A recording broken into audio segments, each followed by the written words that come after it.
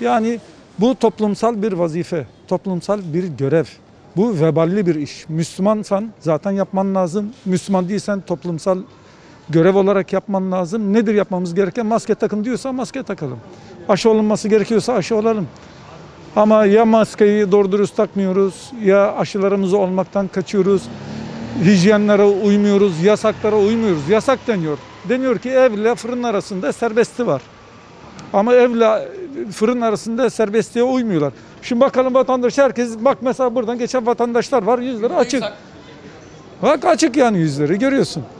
Bu böyle yani. Ama uymak lazım. Bu veballi bir iş. Kişi kendini düşünmüyor olabilir ama toplumu düşünmesi lazım.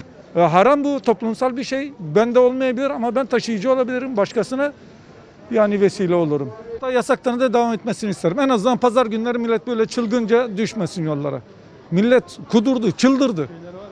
Bir gidin bakın pazar günleri. Herkes birbirinin dibinde oturuyor. Hijyen yok, önlem yok, tedbir yok.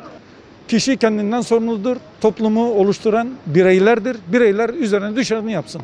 Şimdi bu yasaklar gelmeden önce herkesin belli bir iş düzeni vardı, işleri vardı, işler yürüyordu. Bu yasaklardan dolayı çoğu insan işsiz kaldı. Çoğu insan ekonomik olarak biraz kaldı, yetersiz kaldı. Onun şeyini gördük. Şimdi 1 Temmuz'dan sonra bu yasakların kalkmasından dolayı çoğu işsiz olan insanlar tekrar işlerine dönecekler ve bu güzel bir sebep olacak. İnşallah bu işlerimiz açılır yani. Ben de 10 aydan beri kısa dönemde çalıştığım için onun şeyini gördüm. Maaş olarak gördüm. İnşallah işlerimiz açıldığı zaman evdeki huzur da, evdeki şey de, her şey de ekonomik olarak düzelecek inşallah. İnşallah abi. Maske konusuna ne diyorsun?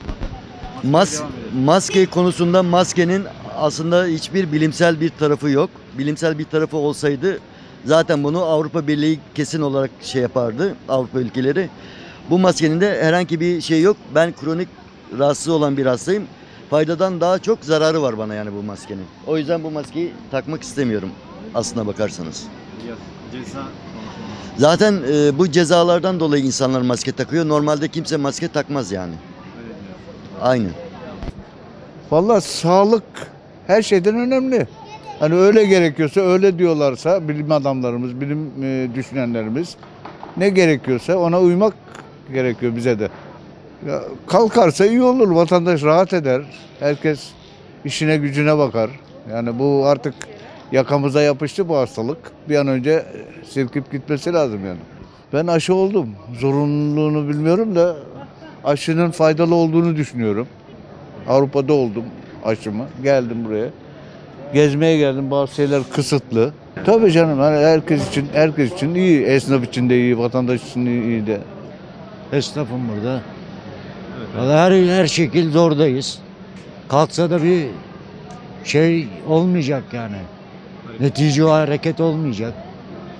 Kalksa 2 gün sonra yine yasak olacak. Çünkü sistem değişik. Yönetim mesela bizim bir pazar işimiz var. Pazar günleri kapalı. Dükkan. Kalksa da sorun olmuyor yani. Bir dahaki hafta kapanacak bence. Yok, kalıcı çözüm yok. Bu böyle devam edecek. Aşı olacağım. Aşı güzel bir şey. Bence. Yok, zorunlu olmasın. Herkesin bir iradesi var. Herkesin bir kendi şeyi var yani, vasfı var.